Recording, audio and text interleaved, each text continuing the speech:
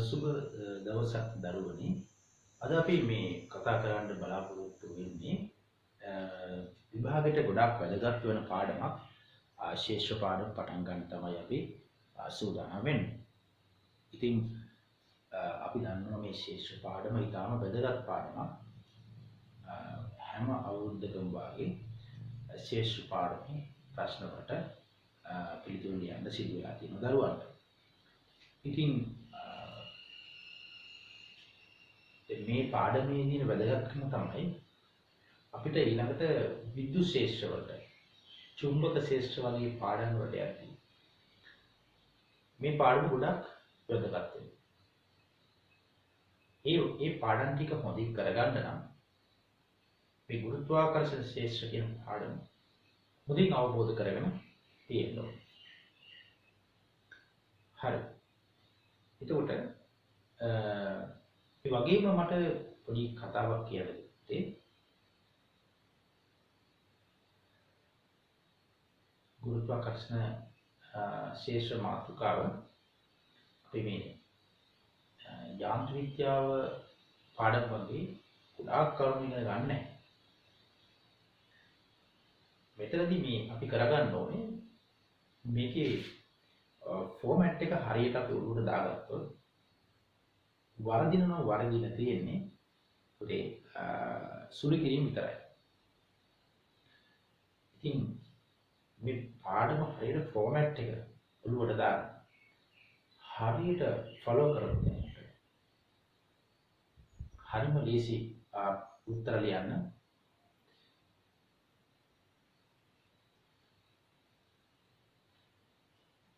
ඉතින්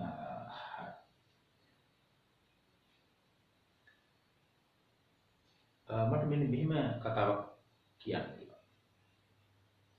ගුරුත්වාකර්ෂණ ශේෂ්ත්‍ර ආකෘතිය ගත්තොත් ගුරුත්වාකර්ෂණ බලය පැහැදිලි කරන්න ගත්තාම විශේෂයෙන්ම භාවිතා කරන්නේ අයින්ස්ටයින් භාවිතා කරපු ක්වොන්ටම් වාදය තමයි අපිට ගන්න වෙලා තියෙන්නේ. ඉතින් තැනදී විද්‍යාවදී තහවුරු කරලා තියෙනවා අයින්ස්ටයින්ගේ ක්වොන්ටම් වාදය සත්‍යයක් කියලා. ඉතින් හරි. මට ඉතින් සරලව කියන්න තියෙන්නේ පාඩම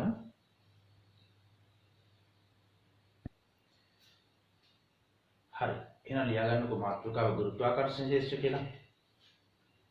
ගුරුත්වාකර්ෂණ ශේෂ්ත්‍ර ලියා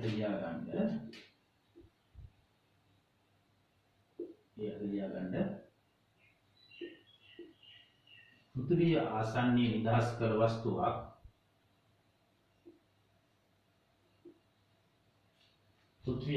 නිදහස් කළ වස්තුවක්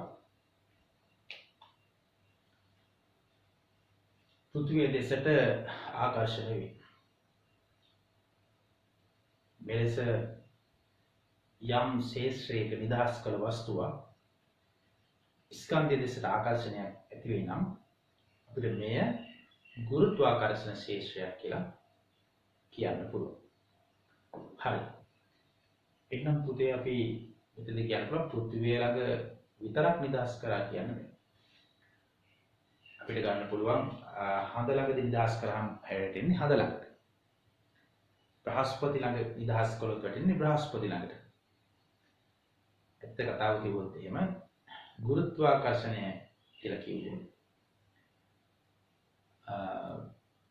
ගුරුත්වය කියන එක අපි සිංහල භාෂාවෙන් මම හිතන්නේ හඳුනන පොළවට කියන එක. ඒක අපිට ගන්න පුළුවන් සූර්යයාට දින ආකර්ෂණයක් ගන්න පුළුවන්. බ්‍රහස්පතිට දින ආකර්ෂණයක් ගන්න පුළුවන්. අපිට ඕනෑම ස්කන්ධයක ආකර්ෂණයක් ඇති වෙන්න පුළුවන්.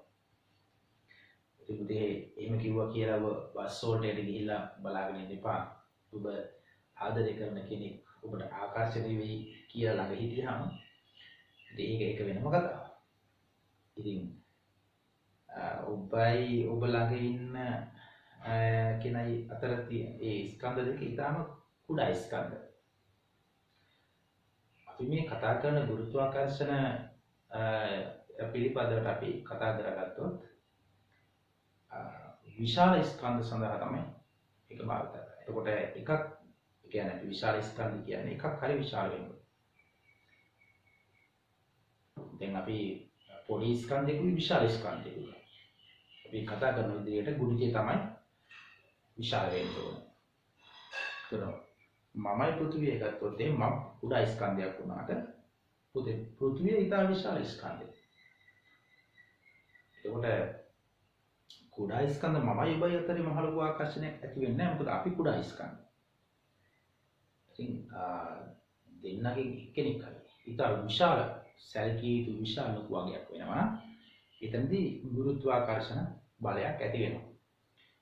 අපි ඕක මුලින්ම තේරුම් ගන්න හැකියාවක් තියෙනවා. හරි. එහෙනම් අපි බලමු. මෙන්න මෙහෙම කියනවා. ස්කන්ධයක් මත බලයක් ඇති වෙනවා මොකද්ද කිව්වේ ඒකට? ගුරුත්වාකර්ෂණ ශේෂ්ත්‍රය. මේ සම්බන්ධව මුලින්ම පැහැදිලි කිරීමක් කරපු කෙනා තමයි නිව්ටන්. ඒතකොට නිව්ටන්ගේ මේ නියමයට අපි කියනවා නිව්ටන්ගේ සාර්ව ගුරුත්වාකර්ෂණ නියමය. ඒක ලියාගන්න මාතෘකාව. ඉතින් මේ නිව්ටන් මෙන්න මේ වගේ දෙයක් කියන්නේ. මෙතන ලක්ෂාකාර ස්කන්ධයක් තියෙන M එක. ඒ වගේම මෙතන තවත් ලක්ෂාකාර ස්කන්ධයක් තියෙනවා M දෙකක් තියෙනවා. එහෙනම් එක ලක්ෂාකාර ස්කන්ධයක් M එකයි අනිත් ලක්ෂාකාර ස්කන්ධය M දෙකයි. ඉතින් ඔන්න නිව්ටන්ට පරීක්ෂණාත්මකව තේරුණා ඕනෑම ස්කන්ධ දෙකක් අතර ඇතිවන ආකර්ෂණ බලය සරල කිව්වොත් එහෙම ධන ඍණයි අතර තියෙන ආකර්ෂණ බලය වගේ අන්න ඒ වගේ අපේ ප්‍රායෝගික තේරුම් නැතුණා ඕනෑම ස්කන්ධ දෙකක් අතර පවතින ආකර්ෂණ බලය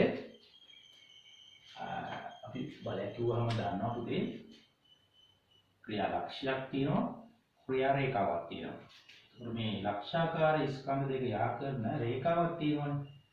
මෙන්න මේ රේඛාව තමයි මේ බල ලකුණු කරන්නේ. හරි මේ වගේ. අපි මෙයාව F1 කියලා ලකුණු කරනවා. ඊට මෙයාව F2 කියලා ලකුණු කරනවා. ඒක පොදේ තව දෙකකින් වල තේරෙන්නේ මේ දෙක විශාලත්වයෙන් සමානයි කියලා. ඉතින් නිව්ටන් කියන ඔන්නේගේ ආකර්ෂණ බලය මේ වගේ අනුලෝම සමානුපාතිකයි කියනවා ස්කන්ධ දෙකේ ගුණිතයට. උදාහරණයක් ගත්තොත් පෘථිවියයි මමයි ගැන කතා කරොත් එහෙම පෘථිවිය මේනම් මම මේනම් අපි දෙන්නගේ ගුණිතය ස්කන්ධවල ගුණිතය ඉතා විශාලයි. ගුණිතයට අනුලෝම සමානුපාතිකයි කියලා අපිට කියන්න පුළුවන්. ඒ වගේම තව එකක් කියන්න පුළුවන්. ඒ වගේම මේ දෙන්න අතර දුර තියෙනවානේ. දුරේ වර්ගයට ප්‍රතිලෝමව සමානුපාතික වෙනවා. මේකට අපි කියනවා ප්‍රතිලෝම වර්ග නියමය කියලා. හරි. එහෙමනම් අපි මේක මෙන්න මේ විදිහට ලියා ගන්නවා. F සමානුපාතිකයි මේක M2 බෙදීම R වර්ග. ඒ මේ සමානුපාතිකත්වයට අපි නියතයක් දා ගන්නවා. F සමානයි G M1 M2 බෙදීම R වර්ගය. ඒතකොට දෙකෙන් G M1 බෙදීම G F සමානයි G M1 M2 බෙදීම R වර්ගය. එතන G කියන්නේ සාරව නියතය. මෙතන ස්කන්ධ දෙක මේ තියෙන්නේ ස්කන්ධ දෙක අතර තියෙන දුර. right. මේක සඳහන් කරගමු. හරි. ඔයාලට අග්ගා මේ උඩ තියෙන රූපය අඳින්න. right. okay. ලියමුකෝ මෙහෙම. ලක්ෂාකාර ස්කන්ධ දෙකක් අතර ඇතිවන ස්කන්ධ ආකර්ෂණ බලය F නම් අංක 1 එම බලය ස්කන්ධ දෙකේ ගුණිතයට අනුලෝමවත් අංක 2 එම බලය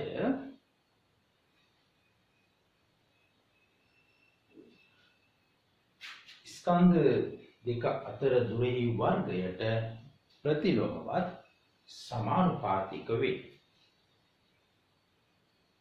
හරි.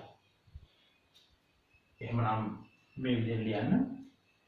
x සමානුපාතිකයි m දෙක ඒ වගේම x සමානුපාතිකයි 1ට r වර්ගය.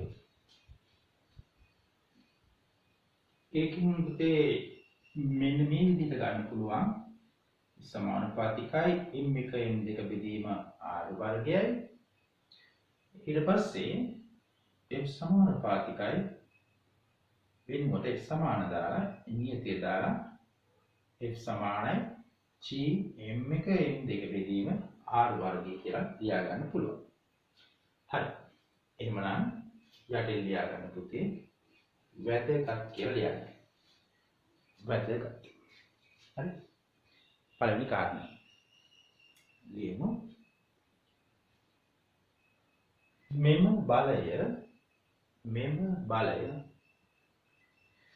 ස්කන්ධ මත නොව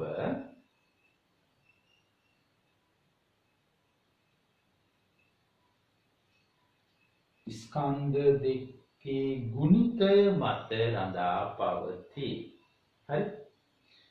එතකොට පොඩ්ඩක් හිතන්න එකක් 100යි අනිත් එක 1යි කියන්නේ. එතකොට ගුණිතය 100යි. එතකොට 100 වරක් 1 100 එක්කිනාට ගුණිතය 100යි 1 එක්කිනාට 100යි. ඒක දෙන්නටම ගුණිතය සමානයි. හරි. එහෙනම් ගුණිතය මත පවතී. එහෙනම් ලියා ගන්න. දෙදෙනාටම බලය විශාලත්වයෙන් සමාන වේ. දෙදෙනාටම බලය විශාලත්වයෙන් සමානයි. හරි.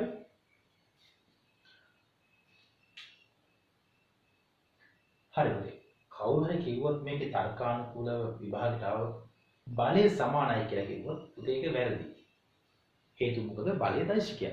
මෙතන දිශා දෙකක් තියෙනවා. ඒතර විශාලත්වයෙන් විතරයි සමාන වෙන්නේ. බල දිශා සමාන. ඊළඟ ලියාගන්න. මෙම බලය අන්‍යෝන්‍ය වේ. ලියාගන්න. මෙම බලය අන්‍යෝන්‍ය වේ. අයන්න. අන්‍යෝන්‍ය කොඹුව අයන්න යන්සේ විදිහට දානවා. මම මේක කියන්න අවශ්‍ය නැහැ. අන්‍යෝන්‍ය වේ. හරි. ඊළඟ තරලකම දාගන්න. මේ නියමය පුතේ අපි පාවිච්චි කරන්න පුළුවන් හරියටම ලක්ෂාකාර ස්කන්ධ වලට. ඇත්ත කතාව අපි හිතන්නකො පුතේ වෙනත් හැඩතල දෙකක් ගත්තොත් එහෙම.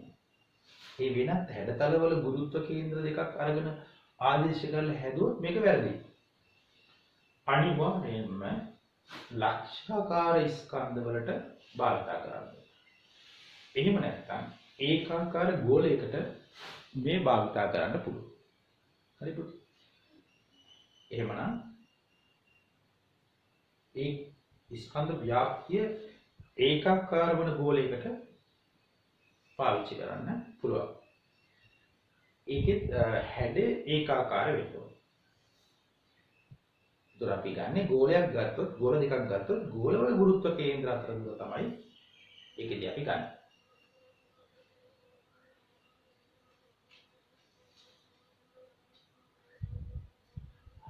එතකොට වෙනත් හැඩති වස්තුවලදී මේ වස්තුවල ගුරුත්ව කේන්ද්‍ර ගන්න බැහැ කියන එක තමයි පුතේ අපි මෙතනදී කතා කරන්නේ. ඒ වගේ වෙලාවට මේ වස්තුව කුඩා කැබලි වලට කඩන්න ඕනේ. ඊට පස්සේ මේ එකක් මත ඇති කරන බලයන් වෙනම අරගෙන එකතු කරලා තමයි ඒ වගේ සම්ප්‍රේක්තිය ගන්න ඕනේ.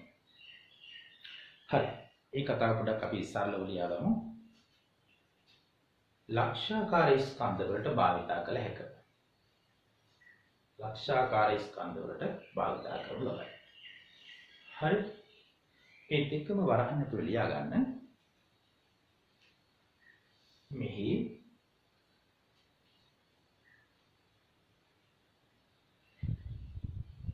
ස්කන්ධ ව්‍යාප්තිය එකාකාර පවතින ගෝලාකාර ස්කන්ධ දෙකක් නම් භාවිතා කිරීම නිවැරදියි.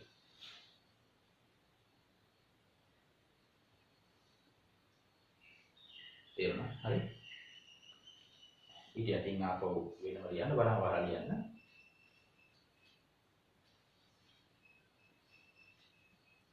ඊළඟට මේ R කියන එක අපි දන්නවා ස්කන්ධ දෙක අතර දුරනේ. ඒක යත්තේ ලියන්න. R යත්තේ ලියන්න. ගෝල දෙකකට යොදන්නේ නම් ගෝල දෙකේ ගුරුත්ව කේන්ද්‍ර අතර දුර ගන්න.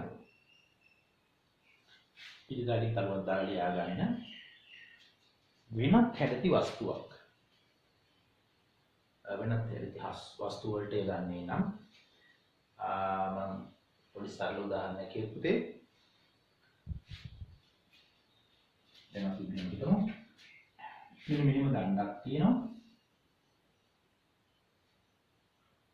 මෙහෙම දණ්ඩක් තියෙනවා. මෙහෙම ලක්ෂ්‍ය බුද්ධෝග අපි න්යාගේ ගුරුත්ව කේන්ද්‍රය අරගෙන දැම්මොත් වැරදි. ඒක ඉදිරියට පැහැදිලි කරගන්න. දුරක් කියන්නේ මේ වාගේ ගුරුත්ව කේන්ද්‍ර අතර දුර ගැනීම වැරදි කියලා ලියන්න. එවැනි අවස්ථාවක වස්තුව වෙනම අංශුන් වලට කඩන. හරි. දුර ආදේශ කිරීම සිදු කළ යුතුය. අපි මේවා ඉස්සරහට කතා කරනවා ඉදිරියේදී. එහෙනම් ලියා ගන්න. පසුව ලැබෙන බලයන්ගේ සම්ප්‍රයුක්තය ගත යුතුය. සම්ප්‍රයුක්තය ගත යුතුය. හරි නේද?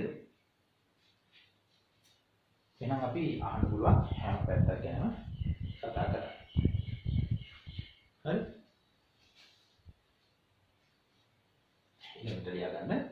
මෙම බලය ලකුණු කළ යුත්තේ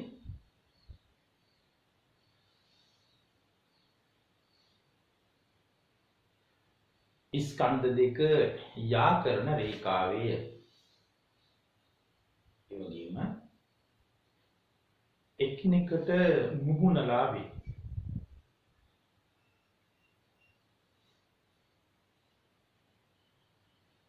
එතකොට අපි එකිනෙකා දෙසට තමයි අනිවාර්යයෙන්ම බලයන් දෙක තියෙන්න ඕනේ. පුතේ ඊළඟට අපි ලියා ගන්න ඕනේ මෙහි විකර්ෂණ බල නොපවතී. දැන් නොපවතින ඒවා ගැන කිව්වා කියලා වද වෙන්න එපා. මොකද විදුලි ශේෂ්ත්‍රවල අපිට විකර්ෂණ බල ගැන කතා කරන්න වෙනවා. මෙතනදී විකර්ෂණ බල පවතින්නේ නැහැ. ඒ නිසා ලියා ගන්න එක විකර්ෂණ බල නොපවතී. හරි? එතකොට අපි ගත්තොත් එහෙම මේ G කියන්නේ අපි G වල එකක ලියා ගමු. G කියන්නේ මොකක්ද කියලා ලියා ගමු. සාර ගුරුත්වාකර්ෂණ නියතය. එයාගේ අපි ඒක සටහන් කරමු. අපි ඒක කලියමු. නිව්ටන්. හරි. වර්ග මීටර kg වෙන දෙක. මෙන්න මේ ආකාරයෙන් තමයි අපිට G වල ඒකක ලැබෙන්නේ. මේ G කියන්නේ ඊටාම කුඩා ගයක්. දැන් ඔයාලට පේනවා ගන්න පුළුවන් කිලෝ 70ක දෙන්නෙක් ඉන්නවා නම් ඒ දෙන්නා මීටරයක් දුරින් හිටියා කියලා ලොකු බලයක් ඇති වෙන්නේ නැහැ. ඊටාම කුඩා වගේක් තමයි ඇති වෙන්නේ. ඒකෝර දැන් අපිට ගුරුත්වාකර්ෂණයේ ඒක ලිව්වා මාන ලිව්වා කියලා අපිට මේක ඉතා විශාලයක් ලැබෙන්නේ. ඉතාම කුඩා ගයක් තමයි ලැබෙන්නේ. ජීවලාගයක් ඉතාම කුඩා. ඒ නිසා මේක විශාල වුණොත් තමයි මෙතන නිව්ටන්ට සැලකිය යුතු අගයක් අපිට ලබා ගන්න පුළුවන්. හරි. G ඉතා කුඩා ගයකි. ඒ වගේම විශ්ව පුරාවට නියතයි. අපි මේකට කියනවා සාර්ව නියතිය කියලා. සාර්ව නියතිය. කියන්නේ විශ්ව පුරාම මේක නියතයක්. හරි? මේ G කියන්නේ. එතකොට මේ ස්කන්ධ දෙක අතර මොනවද තියෙන මාධ්‍ය? ඒ මාධ්‍ය මත රඳා පවතින්නේ නැහැ මේ G කියන්නේ. යටි ලියාගන්න. මේ ස්කන්ධ දෙක අතර පවතින මාධ්‍ය මත රඳා නොපවතී. මාධ්‍ය මත මෙය රඳා නොපවතී කියලා ලියාගන්න. ඇයි මේ රඳා නොපවතින එක ස්ට්‍රෙස් කරන්නේ? එතකොට අපි විද්‍යුත් ශ්‍රේෂ්ඨ වලදී කතා කරනවා මේ මාධ්‍ය මත රඳා පවතිනවා කියලා. ඒත් මෙතනදී මාධ්‍ය මත රඳා පවතින්නේ නැහැ. දැන් අපි කරන්න ඕනේ මොකද්ද? මෙතනදී ටක් ගාලා සමරියක් ගහගන්න. ඊට පස්සේ මේකේ තියෙන වැදගත් පොයින්ට්ස් ටක් ගාලා ලියා ගන්න. ඒක මාන වැදගත් වෙනවා මේ පාරේ විභාගකින් දරුවන්ට. සමහර දරුවන්ට මේ මුළු ඔක්කොම බලන්න සෑහෙන පොතම බලන්න සෑහෙන ලාභයක්. ඉතින් මේ වගේ සමරියක් ගහගත්තොත් ඔයාලට එක විනාඩි 2ක් නැත්නම් 10ක් ඇතුළත මුළු පාඩම බලලා අවසන් කරන්න හැකියාව තියෙනවා. හරි. එහෙනම් මේක තමයි ගුරුත්වාකර්ෂණ බලය සහ ලබා ගන්න පුළුවන් සූත්‍රය. අපි ඊට පස්සේ බලමු ප්‍රශ්නයකට යමු.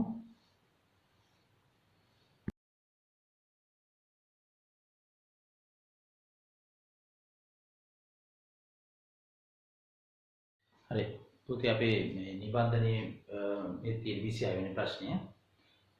ස්කන්ධ දෙකක් අතර දුර වේගුණ කළොත් ඒවා අතර ගුරුත්වාකර්ෂණ බලය වෙනස් වෙන සාධකයේ වන්නේ කියලා අහන්නේ. ඒකේදී අපි පාඩමේ මතක් කරගන්න ඕන සමීකරණය වන්නේ F සමානයි G n1 m2 බෙදීම r වර්ග කියන එක. අන්න බලන්න එතනදී දුර දෙගුණ වෙනවා. දුර දෙගුණ වෙනවයි කියලා කියන්නේ මෙතනදී අපි සරලව ගත්තොත් එහෙම ස්කන්ධ දෙක වෙනස් වෙලා නැහැ. ඒ නිසා F අනුලෝම සමානුපාතිකයි 1ට r වර්ගය කියන එක. අපි දන්නවා F සමානුපාතිකයි 1ට r වර්ගය කියලා. ඕකට අපි කියනවා පුතේ ප්‍රතිලෝම වර්ග නියමය පිළිපදිනවා කියලා. ඒතර ඔයාලට ඕන නම් නෝට් එකේ අතර F සමානුපාතිකයි 1ට r වර්ග කියන එකට එතන ලියා ගන්න පුළුවන් ප්‍රතිලෝම වර්ග නියමය පිළිපදී කියලා. අවශ්‍ය නැහැ. හරි. දැන් බලන්න දුර දෙගුණයක් කරනවයි කියලා කියන්නේ r වර්ගය කියන එක 4 ගුණයක් වෙනවා. එතකොට r වර්ගය 4 ගුණයක් වෙනවයි කියලා කියන්නේ බලයට සිද්ධ වෙන දේ තමයි 4න් එකක් වෙනවා කියන එක. ඉතින් එහෙමනම් දුර වැඩි වෙන්න බලය අඩු වෙනවා. ඒ කියන්නේ 4න් එකක් වෙනවා. නමුත් මේ අහන්නේ ප්‍රශ්නේ සාධකයනේ. ඒකට බලය වෙනස් වෙන සාධකය කියලා කියන්නේ අපිට ගන්න වෙන්නේ 4න් එක නෙමෙයි. 4න් එක උත්තර තිබුණා නම් අපිට ගන්න පුළුවන්. නමුත් අපිට තියෙන්නේ 4 තියෙනවා. ඒ නිසා අපි සාධකයේ විදිහට 4 උත්තර තමයි මෙතනදී අපි ගන්න. හරි. එහෙනම් මේකට පිළිතුරු 1 ලැබෙන්නේ. අපි තව ප්‍රශ්නයකට යමු ඉස්සරහට. right.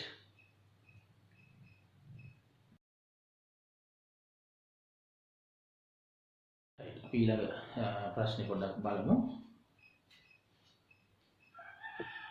එතනදී ඊළඟ ප්‍රශ්නේ පොඩ්ඩක් බලන්න. එතනදී පුතේ අපිට තියෙන්නේ සමාන ස්කන්ධ තියෙන්නේ මේ වගේ. සමාන ස්කන්ධ තුනක් මේ ආකාරයට තියෙනවා. දෙවෙනි එකේ තියෙන්නේ මෙන්න මේ ආකාරයට. එතකොට මෙතන ස්කන්ධයක් තියෙනවා, මෙතන ස්කන්ධයක් තියෙනවා, මෙතන ස්කන්ධයක් තියෙනවා. හරි. තුන්වෙනි එකේ තියෙන්නේ මේ විදිහට.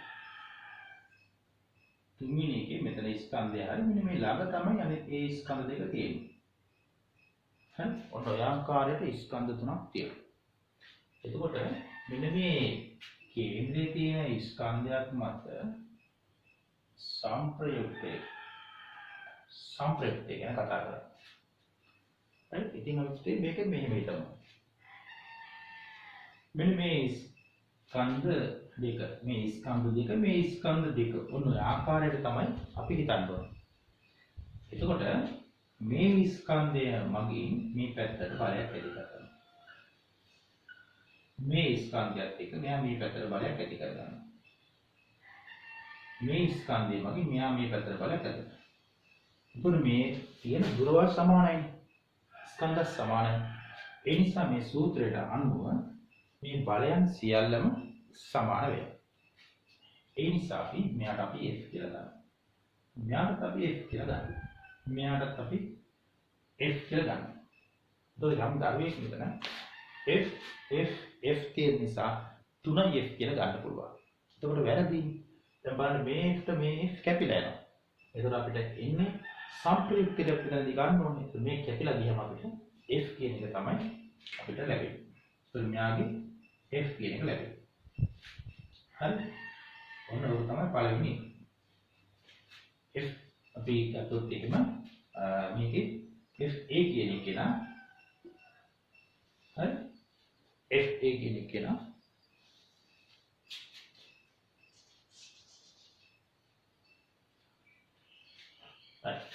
ඊළඟට බලන්න මෙයාගේ මෙතන බලන්න මෙන්න මෙයා මෙහෙම මෙතන තියෙනවා මෙයා මෙතන දෙන්න මෙන්න මේ අතර දුර ගම්මිය දෙලා තියෙනවා. එතකොට මේ පැත්තට F බලය. මෙතන F මෙතන F මේක තීට කෝණයක තියෙන කියලා හිතන්න. එතකොට මේ වලයන් තුන සමාන තමයි. විශාලත්වය විතරයි. හැබැයි බලන්න මෙයාගේ සිරස්ථාන ටික මෙයාගේ සිරස්ථාන ටික බලන්න. ওই සිරස්ථාන ටික කැපිලා යනවා. හැබැයි මේ තීට කියන කෝණයේදී මෙන්න මේ cos කියන අගය මෙතන ඉතුරුයි. ඒ නිසා මේක අපි ඉතින් FA කියලා ගමු. මේක FB කියලා ගමු. එතකොට යාට මේ F එකතු වෙන්න ඕනේ 2F cos theta. හරි? මොනවද? ඒ වගේ කැලි දෙකක් තියෙනවා. මොනවද? F cos theta කැලි දෙකක් මෙතන තියෙනවා. ඊට අමතරව F කියන එක තියෙනවා. අපි තුන්වෙනි එක බලමු. මෙතන අපි FC කියලා ගමු. මෙන්න මෙතන බලන්න. අපි මෙතන alpha කියලා දාගමුකෝ සරලව. මෙතන F බල තමයි තියෙන්නේ මේකේ. ඉතින් අපි කියනවා F දාන 2F cos alpha. ඔන්න ආකාරයට අපිට FA, FB සහ FC කියන එක ලියන්න පුළුවන්. හරි? FA, FB සහ FC කියන කොයින ඔය ආකාරයට අපිට ලියන්න පුළුවන්. එතනදී බලන්න මේ θ වැඩි. ඒ නිසා මේ සමස්ත cos අගය මොකද වෙන්නේ? θ වැඩි වෙද්දී cos අගය අඩු. alpha වඩා θ වැඩි. තේරුණා? එතකොට මේ FA කියන එකට වඩා අනිවාර්යයෙන්ම FB කියන එක වැඩි. FB කියන එකට වඩා FC වැඩි වෙනවද? බලන්න. θට වඩා alpha කියන එක අඩුයි. alpha කියන අඩුයි නම් cos අගය වැඩි වෙනවා. ඒ නිසා වැඩි බලයක් තියෙන්නේ FC වලට. FC තමයි වැඩි බලයක් තියෙන්නේ. ඒකට FB ඔන්නෝක තමයි විතර විදිහට ඊට වඩා FB වැඩි, FB ට වඩා FC වැඩි කියන එක තමයි හරිම උත්තරය. ඊළඟට අපි 23 වෙනි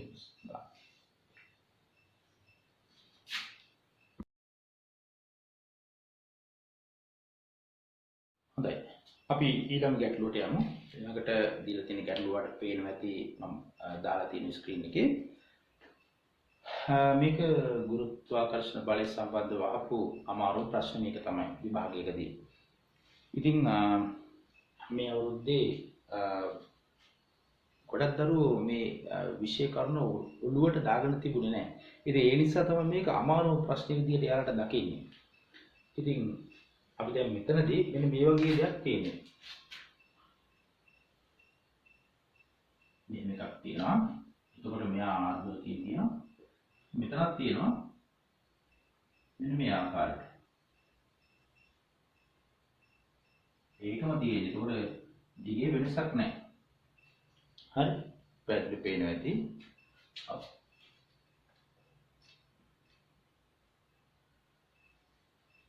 හරි? පැහැදිලි පේනවනේ. එතකොට අපි මෙයාගේ දුරවල් R. හරි? අපිට මෙයා ගන්න. එතකොට මෙයාගේ ස්කන්ධය කැපිටල් M. මෙයාගේ කැපිටල් M. දෙන්නම කැපිටල් M කියන ස්කන්ධ තමයි තියෙන්නේ දෙන්නට. හරි? එතකොට මේ කියන්නේ A දාන්න මේ කියන්නේ B දාන්න. එතකොට මේ තියෙන සිම්පල් M. එතකොට M මත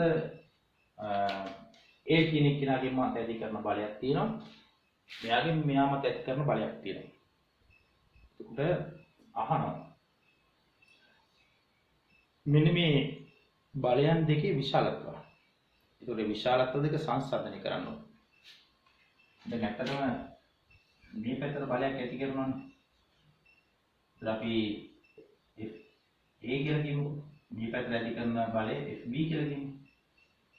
ඒත් ඇත්තටම මෙතන FB කියන එක මම මේ කතා කරන්නේ සංප්‍රයුක්තය.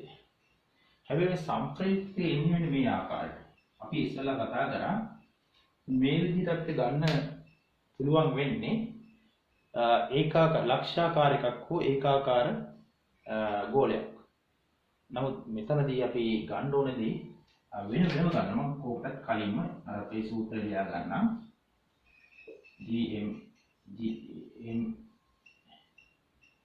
GM එම්බෙදීම R වර්ගය. හරි GM එම්බෙදීම R වර්ගය. එතකොට මේ තියෙන කැපිටල් M, මෙතන සිම්පල් M, මෙතන දුරේ වර්ගය. දැන් අපි බලමු ලක්ෂාකාර ආරෝපණයක් නොවන නිසා ලක්ෂාකාර ස්කන්ධයක් නොවන නිසා අපිට මේ කුඩා කොටස් වලට කඩන්න වෙනවා. ලක්ෂාකාර ස්කන්ධ වලට කඩන්න. මේ විදිහට ලක්ෂාකාර ස්කන්ධ වලට මම මෙයාව කඩා ගන්නවා මුලින්ම. ඒ වගේම මේකෙදිත් මම ලක්ෂාකාර ස්කන්ධ වලට කඩා ගන්නවා මේ ආකාරයට. ඊට පස්සේ මොකද කිව්වේ? ලක්ෂාකාර ස්කන්ධ වල මේක කඩාගෙන ගිහිල්ලා ඊට පස්සේ අපි කරන්නේ මෙන්න මෙයාගේ බලයක් නැති වෙනවනේ මේ ආකාරයට. මේ ආකාරයට බලයක් නැති වෙනවා. මෙතන බලය. මෙන්න මේ ආකාරයට බලයක් නැති වෙනවා. ඒකට හැම ලක්ෂාකාර ස්කන්ධයකටම මෙතන බලයක් නැති වෙනවා. ඒ වගේම දැනගන්න ඕන දෙයක් තමයි මේ හැම තැනකම දුර R කියලා. ස්කන්ධ වෙනස් වෙන්නේ නැහැ. එතකොට මේ කුඩා ස්කන්ධ වල සමාන ස්කන්ධත් අපි අරගෙන තියෙනවා. එතකොට මේ සියලුම එකතුව තමයි අපි ගන්න. එතකොට අපි මේක දන්නවා මේ ආනතව තියෙන්නේ. මේවා එකතු කරන්න ගියහම නිකන් F එක එකතු කරලා ගන්න අමාරුයි. ඒ කියන්නේ සම්ප්‍රේක්ෂයක් ගන්න ඕනේ. ඒ කියන්නේ ආනතවන්නේ. එතකොට විභේදනය කරන්න ඕනේ. එතකොට එකම දිශාවේ තිබුණොත් තමයි අපිට නිකන් එකතු කරන්න පුළුවන්. හැබැයි මෙතන එකම දිශාව නෙමෙයි තියෙන්නේ ආනත. ඒ නිසා මෙතන දැනගන්න ඕන තමයි මේ බල මෙන්න මේ වගේ බල එකතු කරන්න ඕන ඔක්කොම. හරි. එතකොට මෙන්න මේ ප්‍රකාශනය තමයි අපිට හැම එකටම භාවිත කරන්න ඕනේ. එතකොට මේ හැම එකක්ම තියෙන එකිනෙකට ආනතවනේ. එතකොට මේවා අපිට එක දිගට තිබුණොත් තමයි අපි දන්නේ. ඒ කියන්නේ මේ විදිහට F තිබුණොත් එහෙම ඒවා අපිට එකතු කරලා ලියා ගන්න පුළුවන්. F දෙකක් තියෙනවා දෙකයි F. F තුනක් තියෙනවා තුනයි F. ආදී වශයෙන් අපිට ලියා ගන්න පුළුවන්. හැබැයි මේ බල ආනතව තිබුත් එහෙම මෙතනදී අපි බල දෙකක් තියෙනවා කියමු දෙකයි F. මේ වගේ බල දෙකක් තිබුණොත් දෙකයි F වඩා අඩුයි. ඒ කියන්නේ අපි මෙතනදී සාමාන්‍ය විදිහට මේකට වඩා අඩුයි කියලා තේරෙනවනේ FB කියන එක. එහෙනම් අපි කියනවා මුලින්ම මෙතනදී මෙයාගේට වඩා අඩු වෙන්න ඕනේ මේක. හරි? ඒතකොට මේකට වඩා අඩුයි අනිවාර්යයෙන්ම මෙතන තියෙන බලය. හරි? අඩු වගේක් ලැබෙන්නේ. හරි? ඒක පැහැදිලිනේ? හරි. එහෙනම් මේ පැත්තෙන් බලන්න.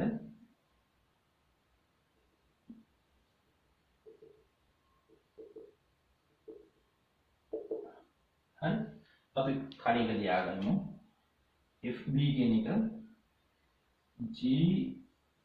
GM බෙදීම R වර්ගයට වඩා අඩුයි FB කියන එක. ඊට පස්සේ මෙයා බලමු අපි ඒකට සාපේක්ෂව කතා කරන්න ඕනේ.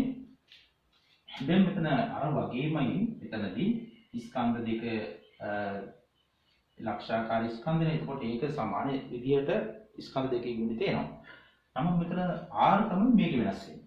මෙතන දුර R මාන මෙතන R ට වඩා වැඩි මේ වගේ තැන්වල.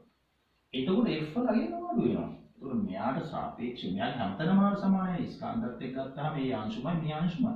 හැබැයි මෙයාට මෙයා සමාත්ම වැඩි. වැඩි කියන්නේ එතනදී F අඩු. එහෙනම් අපිට තේරෙනවා මෙතන A කියන එක තවත් අඩු වෙනවා කියන එක පැහැදිලි. එතකොට බලන්න මෙයාට වඩා මෙයාගේ R වැඩි. එහෙනම් මොකද වෙන්නේ? බලය තවත් විශාලත්වය අඩු වෙලා තියෙනවා. ඉතින් බලන්න සාමාන්‍යයට වඩා FB වල අඩු වුණා මේක ආනත නිසා. ඉතින් මෙතනදී R කියන එකේ වෙනසක් තියෙන නිසා ඊටත් වඩා XA කියන එක අඩු වෙනවා. එහෙනම් මෙන්න මේක තමයි අපිට ඒකේ පිළිතුරු විදිහට ගන්න වෙන්නේ. මේක තමයි උත්තරය වෙන්නේ. හරි? සටහන් කරගන්න. හරි. දැන් අපි ගණන් කීපයකට හැදුවා. දැන් අපි සිද්ධාන්ත වලට යමු නැවත. අපි ලියාගමු මාතෘකාව ගුරුත්වාකර්ෂණ ශේෂ්ත්‍ර තීව්‍රතාව. गुरुत्वाकर्षण ශේෂ්ත්‍ර තීව්‍රතාව. සංකේතය තමයි පුතේ සිග්මා G. හරි. අර ඔයාලා පොඩි කාලේ ඉගෙන ගත්ත ගුරුත්වද ත්වරණය කියන එක තමයි මේ කතා කරන්නේ. හරි. ඔබ දන්නවා මේ කතාවල් අහලා තියෙනවා ගුරුත්වද ත්වරණය හදෙද්දී සාපේක්ෂව අඩුයි. ඒ නිසා හදලක තියෙන දේවල් හද මත ඇදීම ඒ තරම්ම වේගවත් නැහැ. ඉතින් පුතා වීඩියෝ දැකලා තියෙනවා ඇත්තේ ඔය නීල් ආම්ස්ට්‍රෝන් නේම ඇවිදින විදිය. සාමාන්‍ය විදියට නම් සාමාන්‍ය අපි කකුල නීල් ආම්ස්ට්‍රෝන් කකුල උස්සද්දී දැකලා ඇති සාමාන්‍ය දෙන්නේ උඩ පැන පැන යන්නේ. ඒකට හේතුව කියන උදාහරණයක් විදියට පෘථිවිදී සාමාන්‍යයෙන් අපි හිතමු මගේ කකුලේ බර කිලෝ අපි තුන් 15 කියලා. ඒක නිව්ටන් 150. ඒක මම පුරුදුලා තියෙන්නේ මෙහෙම නිව්ටන් 150ක ප්ලස් ආ. එහෙම තමයි මම පුරුදුලා තියෙන්නේ පෘථිවිය මතදී. හැබැයි හඳට ගියොත් එහෙම මම නිව්ටන් 150කින් මගේ කකුල ඉස්සුවොත් නමුත් හඳේදී මගේ බර 150 වෙන්නේ නැහැ. ඊට වඩා අඩුයි. 15ට තියෙන අඩු බලයක් නමුත් මම ඉහළට නිව්ටන් 150ක බලයක් යොදනවා. ඒ නිසා මම වැඩි බලයක් ඉහළ දීපු නිසා මම උඩ යනවා. ඉතින් හදේදී මම උඩ යන්නේ ඒ නිසා. හරි? ඔන්න ඔය වගේ සංසිද්ධියක් තමයි පුතේ තියෙන්නේ. හැබැයි අපි බැලුවොත් බ්‍රහස්පතිගේ. අපි බ්‍රහස්පති ළඟට ගිහිල්ලා අපිට කකුල උස්ස ගන්නවත් තියා අපිට නැගිට ගන්නවත් බැහැ. ඇත්ත කතාව තමයි. අපි දැන ගන්නවා පෘථිවියේ ගුරුත්ව ත්වරණය වගේ 16 ගුණයක් තියෙනවා බ්‍රහස්පතිට. අපි සරලව හිතුවොත් එහෙම අපි හිතමුකෝ කිලෝ 100 කියලා බර කකුලේ. එතකොට මම අපි නිව්ටන් 1000ක් වෙනවනේ. එතකොට මගේ පෘථිවියේදී බර කකුල. එතකොට මම නිව්ටන් 1000ක බර උස්සන්න තමයි පෘථිවියේදී පුරුදු වෙලා. නමුත් මම බ්‍රහස්පතිට ගියොත් එහෙම මගේ බර කියන්නේ මගේ කකුලේ බර වෙනවා නිව්ටන් 16000. එතකොට මම නිව්ටන් 1000ක බලයක් ඉහළට දාන්න නමුත් 16000ක් විදිහට. ඉතින් මට පුළුවන් මේක උස්සන්න. මට මගේ කකුල උස්ස ගන්නවා මට හැකියාවක් නැහැ. හරි? ඒ නිසා හරියට නිකම් නිව්ටන් 1000ක මිනිස්සෙක් නිව්ටන් තව ඒ වගේ මිනිස්සු 15ක් කරුණ තියන් ඉන්නවා මට තමයි Tamanට දැනෙන්නේ. ඒ නිසා මේකේ ඇටකටු ඇට මිදිලාව ඒ කියන්නේ ඇත්තටම නැගිට ගන්නවත් බැරි මට්ටමට එතකොට ග්‍රහ වස්තුවෙන් ග්‍රහ වස්තුවට ගුරුත්වජ ත්වරණය එකිනෙකට වෙනස්. එතකොට එකිනෙකට ගුරුත්වජ ත්වරණය වෙනස් වීම ප්‍රතිඵලය ඔන්න ඔය වගේ දෙයක් වෙන්න පුළුවන්. එහෙනම් පුතේ යම් ගුරුත්ව ශේෂ්ත්‍රයක සමහර වෙලාවලටදී අපිට අවශ්‍ය වෙනවා ඒ ශේෂ්ත්‍රවල විශාලත්වය බලන්න. හරි. එහෙනම් කිසියම් ගුරුත්ව ශේෂ්ත්‍රයක විශාලත්වයේ සොයන සාධකය තමයි ගුරුත්ව ශේෂ්ත්‍ර තීව්‍රතාවය කියලා අපි කියන්නේ. හරි. අපි කොහොමද දැන් ගුරුත්ව ශේෂ්ත්‍ර තීව්‍රතාවය කියන එක අර්ථ දක්වන්නේ? හරි. ඒ ගුරුත්ව ශේෂ්ත්‍රයේ තීව්‍රතාවය. ඒතර අපි ඒක කොහොමද ගන්නෙ? ඒක අර්ථ දක්වන්න ඕනේ අපි මෙන්න මේ ආකාරයට. මෙන්න මේ විදිහට අපි බලමු. ගුරුත්ව ශේෂ්ත්‍රයක තබන ලද ඒකක ස්කන්ධයක් මත තබන ලද බල. ගුරුත්ව ශේෂ්ත්‍රයක තබන ලද ඒකක ස්කන්ධයක් මත ඇති කරන බලය තමයි අපි කියන්නේ ගුරුත්ව ශේෂ්ත්‍ර තීව්‍රතාවය. දැන් අපි හිතුව කිලෝග්‍රෑම් එකක ස්කන්ධයක් කියලා. එතකොට G කියන බලයක් තමයි ඇති වෙන්නේ. අපි හිතමුකෝ M කියන ස්කන්ධයක් තිබුණා කියලා. එහෙනම් mg කියන බලයක් තමයි ඇති වෙන්නේ. අපි හිතමුකෝ W කියන බලයක් ගුරුත්වාකර්ෂණ බලය නම් ඒකට අපිට mg කියලා W සමානයි අපිට mg කියලා ලැබෙනවා. මේක අපිට සමාන ලකුණෙන් දාගන්නවා. හොඳයි. W සමානයි mg. මේ තියෙන ගුරුත්වාකර්ෂණ බලය මේ ස්කන්ධයේ මේ ගුරුත්වය තොරණේ. හරි. මෙහෙම ලියමු. කිසියම් ගුරුත්වාකර්ෂණ ශේෂ්ත්‍රයක විශාලත්වය අධ්‍යයනය කිරීම සඳහා මෙම රාශිය සාකච්ඡා කරනු ලබයි.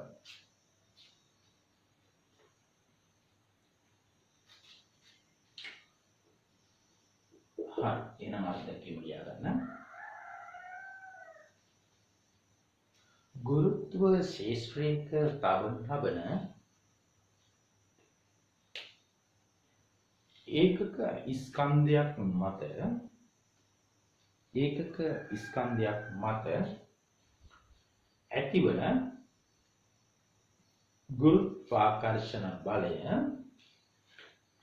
ඒකක ස්කන්ධයක් මත ඇතිවන ගුරුත්වාකර්ෂණ බලය ගුරුත්ව ශේෂ්ත්‍ර තීව්‍රතාවය ලෙස හඳුන්වනවා. ඒකක ස්කන්ධයක් මත ඇතිවන ගුරුත්වාකර්ෂණ බලයට අපි කියනවා ගුරුත්ව ශේෂ්ත්‍ර තීව්‍රතාවය කියලා. හරි. හරි. එහෙනම් මේ වගේ පොඩි රූපයක් හදලා ලියන්න.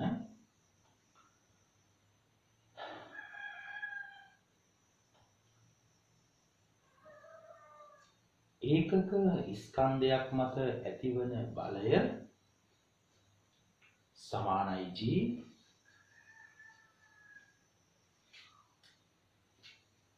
මේක ලියන්න. M ස්කන්ධයක් මත ඇතිවන බලය සමානයි mg.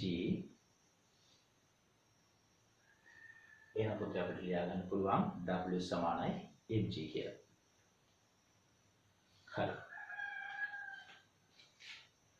ඔබ එහෙමනම් W කියන එක ලියා ගන්න ගුරුත්වාකර්ෂණ බලය. M කියන එක ඔබ ලියා ගන්න වස්තුවේ ස්කන්ධය.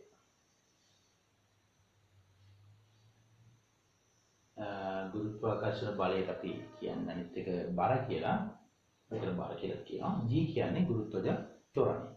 එහෙම නැත්නම් කියනවා ගුරුත්ව ශේෂ්ත්‍ර තීව්‍රතාවය කියලා අපි සඳහන් කරනවා. හරි. ඊට පස්සේ ඒක ලියා ගන්න. එතකොට අපි කියන ඒකක ස්කන්ධයක් මත බලයෙන් එහෙනම් අපිට බලය ලියා ගන්න පුළුවන් ඒකක ස්කන්ධයක් මත බලයෙන් කිලෝග්‍රෑමයට නිව්ටන් කියලා G ඒකක ලියා ගන්න පුළුවන්. G ඒකක. හරි. ඒ කියන්නේ මෙතන G කියන්නේ ගුරුත්ව ශේෂ්ත්‍ර තීව්‍රතාවය. ඉතින් එහෙමනම් දැනගන්න ඕනේ හැම වෙලාවෙම ගුරුත්ව ත්වරණය කියන්නේ අදාළ ග්‍රහයාගේ දිශාවට. කියලා ගන්න. එම ග්‍රහයාගේ කේන්ද්‍රය දෙසට මෙය පවතී. එම ග්‍රහයාගේ කේන්ද්‍රය දෙසට මෙය පවතී. ඕකේ. හරි. අපි දින්නෙම පෘථුවිය වැනි ග්‍රහ වස්තුවක් අවට G ගේ විචලනය. හරි. විචලනය.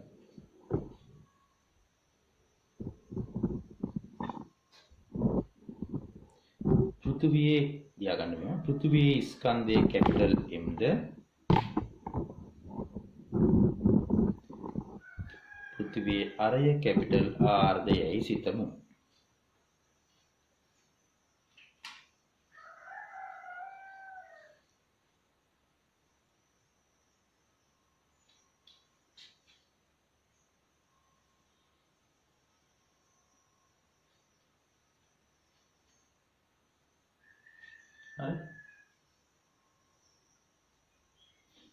पृथ्वी स्कंदे कैपिटल M ද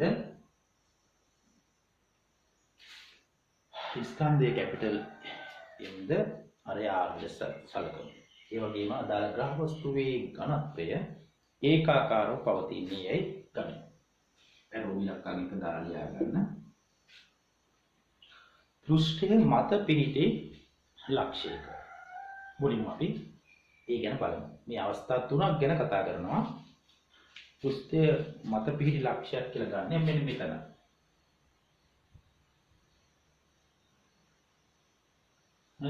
ගුරුත්ව ත්වරණය හොයන අපි කරන්නේ ඒකක ස්කන්ධයක් මත බලයෙන් හොයන්න ඕනේ. මම ඔකට කරන දේ තමයි පුතේ M ස්කන්ධයක් සලකනවා. ඔව් අරගෙන එයා මත බලය හොයද්දි මට ලියා ගන්න පුළුවන් නේ F වෙනුවට මේ විදිහට T M M බෙදීම R වර්ගය. දැන් මට ඕනේ ඒකක ස්කන්ධයක් මත බලයනේ. එතකොට මට ඒකක ස්කන්ධයක් මත බලය අපි කියන්නේ F බෙදීම M. එතකොට මේක සමාන වෙනවා G වලට. එතකොට G සමාන වෙනවා G M බෙදීම R වර්ගය. එතකොට මෙතන R කියන එක පුතේ වෙනස් වෙන කැපිටල් R බවට පත් වෙනවා කියන එක මතක තියාගන්න ඕනේ. මොකද කේන්ද්‍රයේ ඉඳලා අපි පුෂ්ඨයට අඳින දුර නිසා. හරි? මේක ඇඳ ගන්න පුතේ. එතකොට මෙතන කැපිටල් M විශේෂයෙන් හඳුනා ගන්න මව් ග්‍රහයාගේ ස්කන්ධය. මේ තමයි අපි බාහිරින් තියෙන ස්කන්ධයේ සිම්පල් එක. එතකොට F සමානයි GM බෙදීම R වර්ගය. හොඳට මතක තියාගන්න ඕනේ මෙතනදී අපි තමයි මේ R කියලා කියන්නේ මේ ස්කන්ධයේ තියෙන දුර කියන එක. ඒ දෙන්න අතර ගුරුත්වාකර්ෂණ බලය ගද්දී අපි දන්නවා මේ කේන්ද්‍රය ඉඳලා මෙයාගේ කේන්ද්‍රයට ගන්න. හරි. මේ ස්කන්ධය ඊටම කුඩා අපි මේ ලක්ෂ්‍ය දක්වා තමයි ගන්නෙ. ඒ නිසා මෙන්න මේ පෘෂ්ඨයේ මත ලක්ෂයකට තමයි අපි ගන්න. ඒතර මේ ග්‍රහ වස්තුවේ කේන්ද්‍රයට නෙමෙයි අපි කතා කරන්නේ. හරි. පෘෂ්ඨයේ මත ලක්ෂයට තමයි අපි මේ පළවෙනි එකේ කතා කරනවා කියලා ලියාගත්තේ. හරි. ඕකේ පුතේ. දැන් මොන පෘෂ්ඨයේ මත ලක්ෂයක සඳහා පමණක් අපි පාවිච්චි කරා. දැන් අපි ඊළඟට මෙන්න මෙහෙම කරනවා.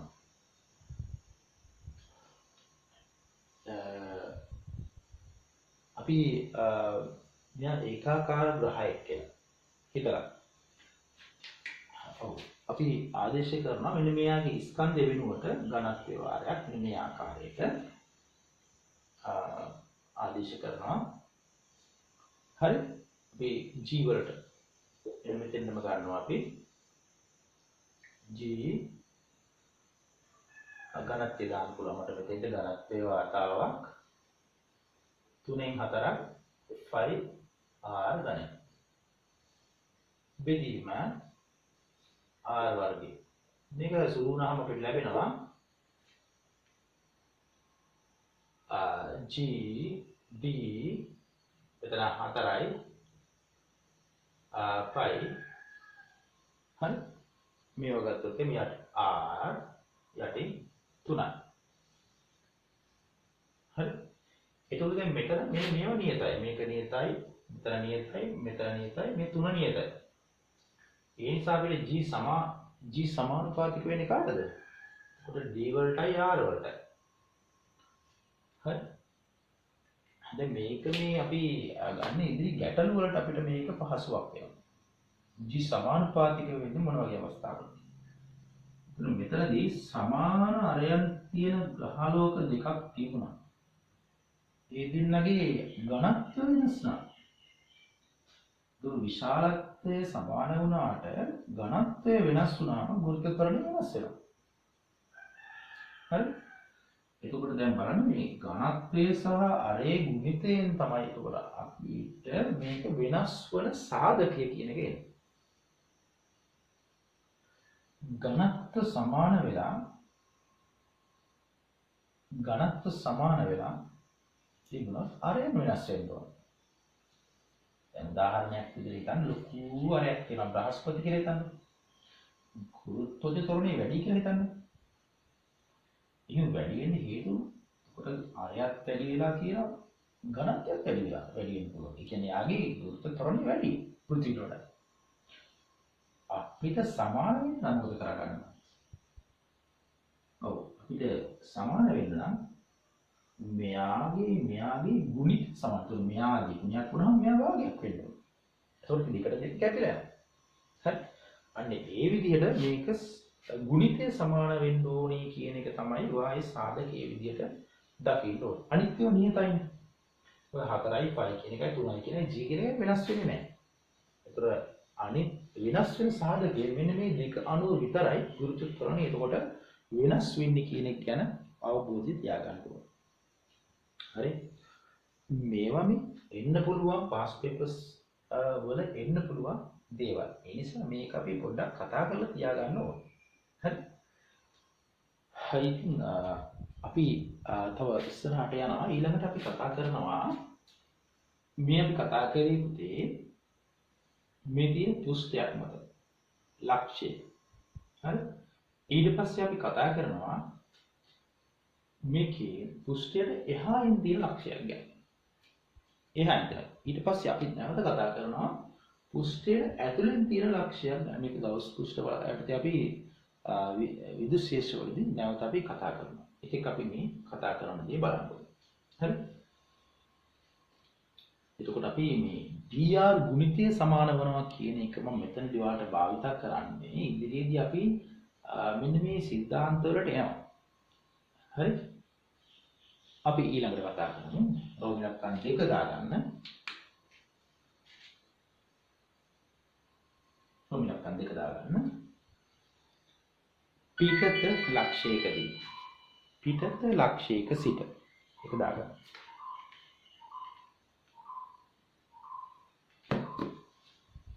එයන් දාගන්න මේ පුස්තේ මත ලක්ෂණ පොඩ දුර ලක්ෂයක සිට. අපි බලමු මෙන්න මේ විදිහට. අන්තිමට තව දුර වැඩි කරනවා. හරි. මේ වගේ තැනක ඒක සිම්පල් R. මෙතන තිබුණේ කැපිටල් R නේ. ඒ නිසා මේකෙදි ගන්න පුළුවන් මෙන්න මේ විදිහට S සමානයි gm බෙදීම සිම්පල් R වර්ගය කියලා. හරි.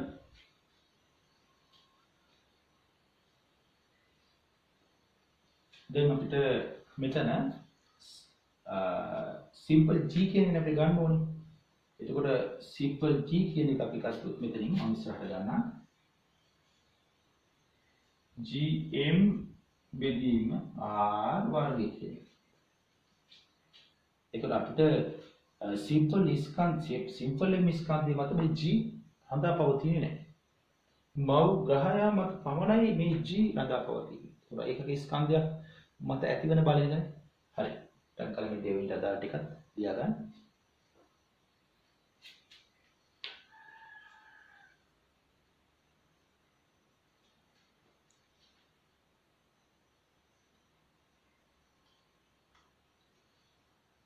මේකදී අපි r කින් ගත්තා මව් ග්‍රහයාගේ කේන්ද්‍රයේ සිට පවතින දුර. අවශ්‍ය නම් ලියා ගන්න. අපි දන්නවා මේක දුර වැඩිවත්ම g අඩු වන බව පෙනේ. දුර වැඩිවත්ම g අඩු වන බව පෙනේ. මේ දෙවෙනි එකෙන් අපිට ගන්න පුළුවන්. හරි. හොඳ උදාහරණයක් අපි ගමු. මතකද කලින් අපි කතා කරා මේ සිම්පල් r කියන එක 2r කියලා ගන්න. එතකොට r වර්ග 4යි r වර්ග. එතකොට මේක 4 ගුණයකින් අඩු වෙනවා. උදාහරණයකට අපි ගමු මේ විදිහට. මෙන්න මේ සිම්පල් r කියන එක අපි මොකද 2r කියලා. එතකොට වෙන්නේ මොකද්ද? g බෙදීම 4යි. අපි හිතමු මේ සිම්පල් r කියන එක 3යි 6 වුණා කියලා එහෙනම් g බෙදීම 9. ඒතකොට දුර වැඩි වෙන්න මේ ගුරුත්ව ත්වරණය අඩු වෙන වේගයෙන් අඩු වෙනවා. විශාල ලෙස වේගයෙන් අඩු වෙනවා. හරි? කේන්ද්‍රයේ ඉඳලා වස්තුව තියෙන ස්ථානට දුර වැඩි වෙන්න වේගයෙන් අඩු වෙනවා. ඒක ලියාගන්න මේ විදිහට. කේන්ද්‍රයේ සිට දුරට යන්න g කේ අගය විශාල ලෙස අඩු වන බවයි. හරි? එහෙනම් පුතේ ඔයාලා අහලා තියෙනවා නේද පුතේ විභව ශක්තිය කියන එක mgh කියලා.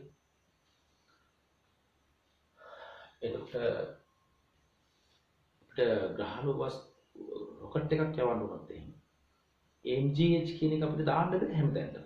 මොකද ඉහළට යන්න ජීවලගේ අඩු වෙනවා. ඉතින් අපි මේ විශාල උසවල් වල සඳහා mgh පාවිච්චි කරන්නේ නැහැ. හරි? අපි ඒක දැන් ඊළඟට තව ඉස්සරහට කතා කරන කොට යවන්න අවශ්‍යතාවය සම්බන්ධව. ඊළඟට අපි ගොඩක් ගණන්වලදී මේ මෞග්‍රහයන්ගේ ස්කන්ධය දෙන්නේ නැහැ, මේ ජීවලගේ දෙන්නේ නැහැ. ඒ වගේ විලාවල මෞග්‍රහයගේ ගුරුත්ව ත්වරණයයි මෞග්‍රහයගේ අරය දෙනවා. ඒ කියන්නේ මෙන්න මේ වගේ අවස්ථාවකට භාවිත කරන්න පුළුවන්. හරි? එතකොට මේ පෘෂ්ඨයේ මත තියෙන පෘෂ්ඨය ළඟ ජීවලගේයි අරය දුන්නොත් අපිට gm කියන එක පොදුවේ ගන්න පුළුවන් මෙන්න මෙතන.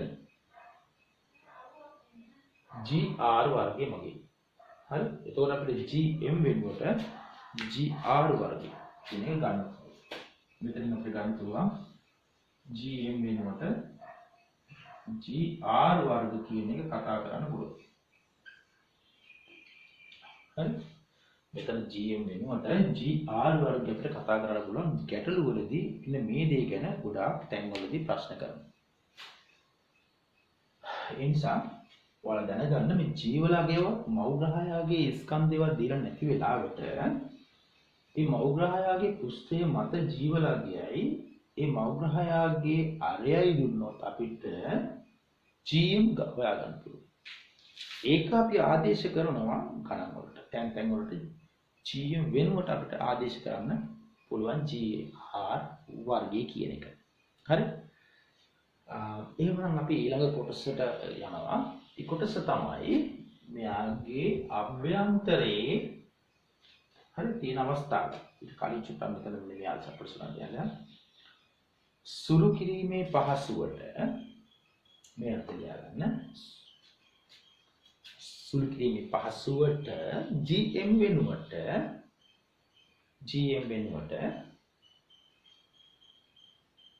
simple g capital R වර්ග කියන තමයි gr වර්ග ආදේශ කරනු ලබයි. මෙතන capital N කියන්නේ මෞග්‍රහයගේ ස්කන්ධය ගැන ගන්න. මෙතන ලියගන්න මෞග්‍රහයගේ අරයයි පෘෂ්ඨයේ මත අරය. හරි? එතකොට g කියන්නේ පෘෂ්ඨයේ මත ජීවලග්ගය. අන්න ඒ ටික තමයි අපිට ලියා ගන්න වෙන්නේ. හරි. තුන්වෙනි අවස්ථාවට අපි යමු බලන්න දැන්. ගොඩක් වෙලා ගියා. අභ්‍යන්තර ලක්ෂයකදී ගුරුත්ව ත්වරණය කියලා ගන්න. මෙන්න මේ ආගේ අභ්‍යන්තර ලක්ෂයක් අපි දාලා එහෙම. හරි. මම මේක නම් ඇත්තටම කියනවා මේක සිලබස් එකේ නැහැ. නමුත් මේක තව ටිකක් වැඩි දුරට ඔයාලට තේරුම් ගන්න හැකියාවක් තියෙනවා. මේ ගැන හරිම සරලයි. ඉතින් ඒ සරල දේ උනත් අපි අතාරින්න ඕනේ නැහැ නේද? හැබැයි මේක සිලබස් එකේ නම් දැනට ඔයාලට නැහැ. හරි? දැන් මෙතනදී ගුරුත්වාකර්ෂණ බලය ගැන මෙතන කතා කරන්නේ මෙන්න මේ ස්කන්ධය තමයි. එතකොට ඒක බාහිර තියෙන ස්කන්ධය ගැන මෙතන ගන්න නැහැ අපි. ඇතුලේ තියෙන ස්කන්ධ ටික විතර. හරි? ඒක මොකද මත තියාගන්න මේක ගොඩක් ඕන වෙන්නේ විද්‍යුත් ශාස්ත්‍රවලදී අපි පාවිච්චි කරනවා මේක බොහෝම පාවිච්චි කරනවා. හරි ගවුස් පෘෂ්ඨ කියලා මම අර ඉස්සෙල්ලා කිව්වා. ඒ නිසා අපිට මෙතනදී වෙනස් කරන්න වෙන්නේ මෙන්න මේ වගේ තැනකදී මෙන්න මෙතන විතරක් වෙනස් කරපුවා සිම්පල් R කියලාම වෙනස් කරනවා මෙතන.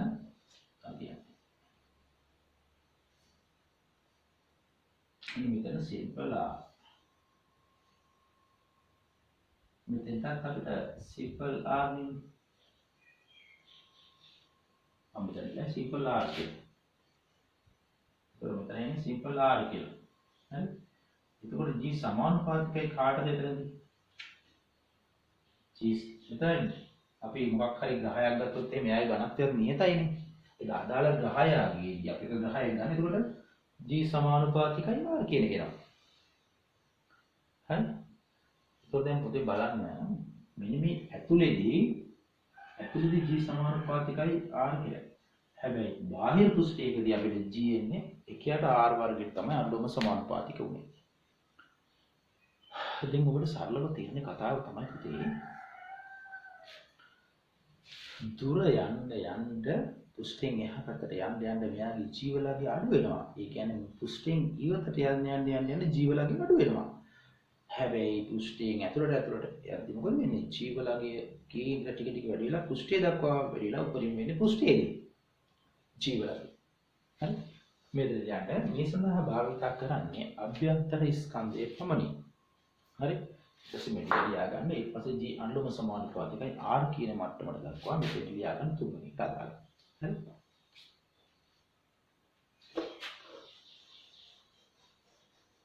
හරි. එමනම් අපි දැන් බලමු. අපි ප්‍රස්තාරයක් අඳිමු. එන්න කේන්ද්‍රයේ සිට මනන ලබන දුර අනුව සිම්පල් G ගේ විචලනය. කේන්ද්‍රයේ සිට මනන ලබන දුර අනුව සිම්පල් G ගේ විචලනය කියන කොටසට එමු අපි. හරි?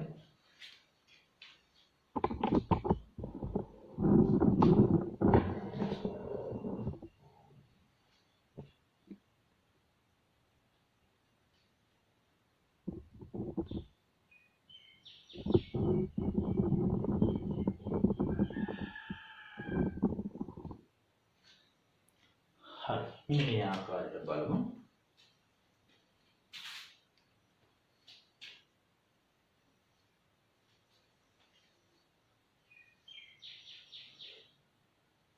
මේ විදිහට අපි දුම් පෘථිවිය තියනවා කියලා. හරි? මෙයාගේ අරය ආරම්භ කරනවා. මෙතන ආරය. දැන් මෙතන ආරය මේ විදිහට. එතකොට දැන් බලන්න මේ පැත්ත තමයි R. මේ පැත්තේ G. හරි? එතකොට අපි මේ වස්තුවක් තිබ්බට පස්සේ මේ ග්‍රහ වස්තුව දෙසට එන ත්වරණය අපි මේ පැත්තට ගන්න. හරි? එතකොට G කියන ත්වරණයකින් තමයි මේ පැත්තට එන්නේ. එතකොට අපි මේ දිශාව ධන දිශාව සලකන්නේ මේ පැත්තට. හරි? මේ දිශාවට කියන එක අපි සලකනවා ධන. හරි? මේ දිශාවට ධන කියලා සලකනවා. එතකොට ඔයාලා දන්නවා මෙතනදී මේ R. හරි? මෙතන අරේදී පොදින අරේ right පෘෂ්ඨයක් මතදී ගුරුත්ව මෙන්න මේ ආකාරයට මතක ඇතිවලට බොන්න මේ තියෙන මතක ඇති අපි කලින් කතා කරා G සමානුපාතිකයි R කියලා.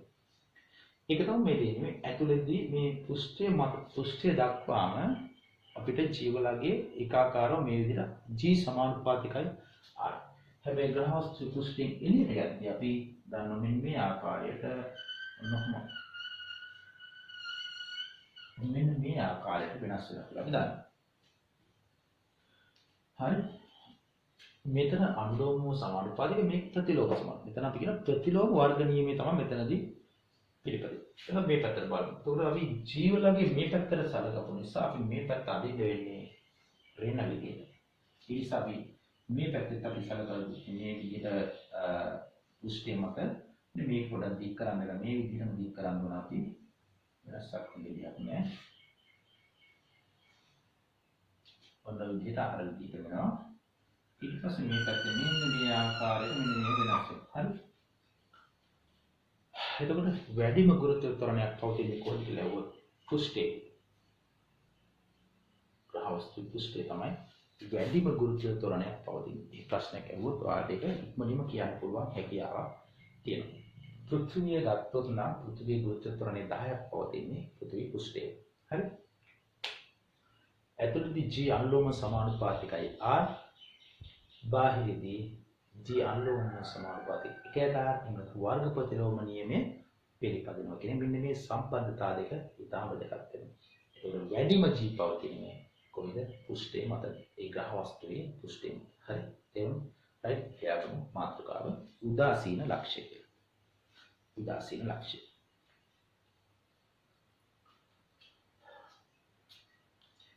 මේ උදාසීන ලක්ෂ්‍ය කියන එක උපතේ විද්‍යුත් ශේෂ්ත්‍ර, චුම්බක ශේෂ්ත්‍ර, ගුරුත්ව ශේෂ්ත්‍ර කියන තුනේම මේ ගැන කතා කරනවා. හරි?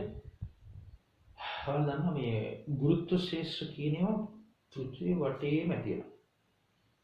එතකොට ගුරුත්ව ශේෂ්ත්‍රවලදී සංප්‍රයුක්ත ගුරුත්ව ශේෂ්ත්‍ර තීව්‍රතාවයේ ශූන්‍ය වෙන ලක්ෂ්‍ය අපි කියන උදාසීන ලක්ෂ්‍ය කියලා.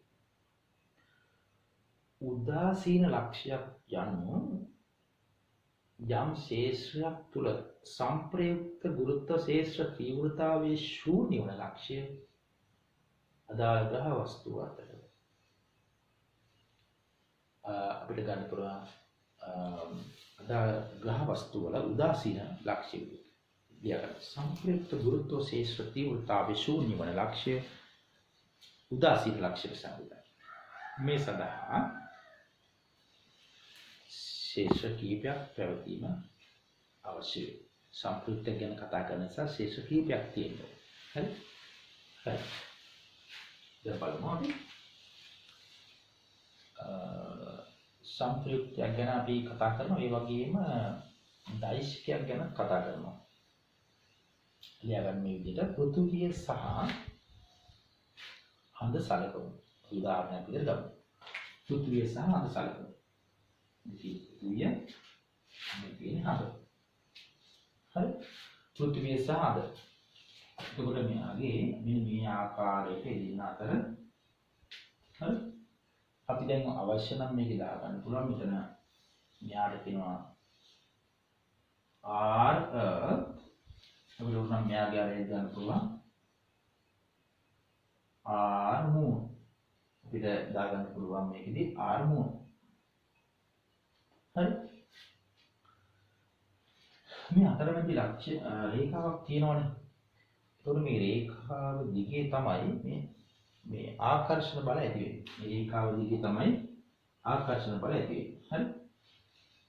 ඉතින් ත්වරණය ඇති වෙන්නේ කොහොමද? අපි දැන් මේ වගේ මොකක් හරි උදාසීන ලක්ෂ්‍ය මෙතන කියලා අපි නිකන් හිතමු. ඒතකොට මේ පැත්තෙන් මේ පැත්තට ඇති වෙනවා ගුරුත්ව ත්වරණය Earth. මෙයාගෙන් ඇති වෙනවා G moon. හරි? moon දිහා. මේ විදිහට තමයි ගුරුත්ව ශේෂ්ත්‍ර තීව්‍රතාවය නැත්නම් ගුරුත්ව ත්වරණය ඇති වෙන්නේ ඔන්න ඔය දිශාවන් වලට. එතකොට උදාසීන ලක්ෂ්‍යයක් ඇති වෙන මොකක්ද තියෙන අවශ්‍යතාවය? මේ දෛශික දෙකක් නේ. මේ G moonට සමානව තමයි මෙතන උදාසීන ලක්ෂ්‍යයක් ඇති වෙන්නේ. මේ දෛශික දෙකක් නේ. ඉතින් ලියාගන්න යටින් උදාසීන ලක්ෂයේදී කියලා ලියලා මෙතන යටින් ලියන්න උදාසීන ලක්ෂයේදී G Earth සමානයි G moon BA. හරි? ඔක බලන්න දැන් මේ මම ලකුණු කරලා දෙයි චුට්ටක් මේ පැත්තට එන්න. මොකද හේතු කියලා දැන් ඉස්සරහට මේකදී අපි දැනගන්න පුළුවන් වෙනවා. උදාසීන ලක්ෂයේදී අනිවාර්යයෙන්ම මෙන්න මේ G Earth G moon ට සමාන වෙන්න ඕන. එහෙම වුණොත් තමයි මෙතන උදාසීන ලක්ෂයක් ඇති වෙන්නේ. හරි? දැන් බලන්න පොඩ්ඩක්. මෙන්න මේ ග්‍රහ වස්තුවේ එපිට ලක්ෂයක් මේ R කියන්නේ. R කියන දුරක් තියෙනවා. ඕන බලන්න. R එක කියලා ගමු මේක. මෙතන R දෙක කියලා ගමු. හරි? අපිට මෙතන ගන්න පුළුවන් මේකේ G වලගේ G හරි? M හරි? බෙදී. මෙතන R එක. හරි? අපිට මේක බලමු වෙන විදිහට ගමු. හරි? R එක වර්ගය සමානයි G M moon GM moon R දෙකේ වර්ගය. දැන් මෙතන සුළු වුණාම අපිට ලැබෙන්නේ මෙන්න මේ ආකාරයට. තවදක් අපිට සුළු කරන්න පුළුවන්. සුළු කරද්දී අපිට ලැබෙනවා මෙන්න මේ විදිහට. හරි. මෙතන ලැබෙන්නේ R එකේ වර්ගයේ බෙදීම R දෙකේ වර්ගය. පේනවනේ පැහැදිලිව?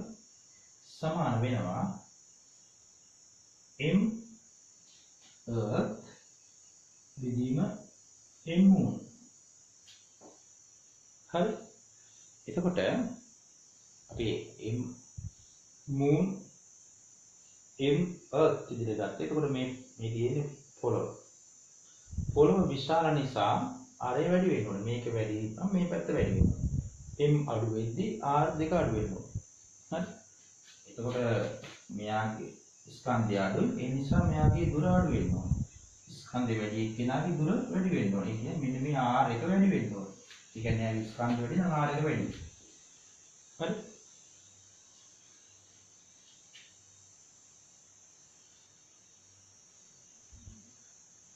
හරි. දැන් බලන්න. මෙතනදී බලන්න මේ M මගේ විශාල නම්, ඒ කියන්නේ මෙයා විශාල නම් එයාගේ R වැඩි වෙන්න ඕනේ. M මගේ විශාල නම් R එක විශාල දිග වෙන්න වැඩි වෙන්න. හඳේ ස්කන්ධය අඩු නිසා මේ R දෙක තුටි වෙන්න ඕනේ. ඕක තමයි මෙතනදී දැනගන්න ඕනේ. ඒ කියන්නේ ස්කන්ධය වැඩි තැන තමයි දුර වැඩි වෙන්න ඕනේ. ස්කන්ධය අඩු තැන දුර අඩු වෙන මේක සරලව මතක තියාගන්න ඕනේ. එතකොට උදාසීන ලක්ෂ්‍ය පිටන්නේ පෘථිවිය ඉඳලා වැඩි. ඒ කියන්නේ හඳට නැත්නම් මූන් වලට ආසන්නයෙන් තමයි උදාසීන ලක්ෂ්‍ය පිහිටන්නේ කියන එක මෙතන තියාගන්න. මේ අනුව උදාසීන ලක්ෂ්‍ය ග්‍රහ වස්තු දෙකේ කේන්ද්‍ර යාකරන රේඛාවේ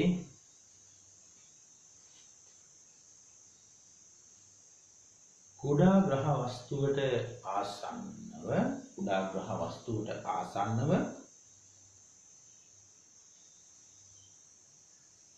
එම ග්‍රහ වස්තු දෙක අතර පවතී. යාකරන රේඛාවේ කියන එක මම පාවිච්චි කරා. දැන් මෙතනදී යාකරන රේඛාවේ හැර වෙනත් තැනක කොහෙවත් තැනක උදාසීන ලක්ෂ්‍ය පිළිටන්න විදිහක් නැහැ. එතකොට උදාසීන ලක්ෂ්‍යයක් කවදාකවත් මේ එළිය පිළිටන්න විදිහක් නෑ. අනිවාර්යයෙන්ම කේන්ද්‍ර දෙක යාකරන රේඛාවෙම තමයි තියෙන්න ඕනේ. right? ඊළඟට දැනගන්න ඕන කාරණේ තමයි දැන් අපිට ගුරුත්ව උදාසීන ලක්ෂ්‍යයක් මෙතන පවතිනවා. අපි රොකට් එකක් යවන්න ඕන. ඔයාලා කරන්න ඕනේ මෙතන උස්තේ ඉඳලා මේ හදටම යවන්න අවශ්‍ය නැහැ. කරන්න ඕනේ මේ උදාසීන ලක්ෂ්‍යයට යවන එක විතරයි. ඊට පස්සේ එතනින් පස්සේ මෙන්න මේ හද නැත්තම් වෙනස් ග්‍රහ ලෝකයක් එතනින් පස්සේ ඒක ඇදලා ගන්න. ඒ නිසා අන්න දෙන්න දැන ගන්න අපි යවන්න ඕන උදාසීන ලක්ෂ්‍ය දක්වා පමණයි. එහෙනම් අද දවසේ පාඩම අවසන්.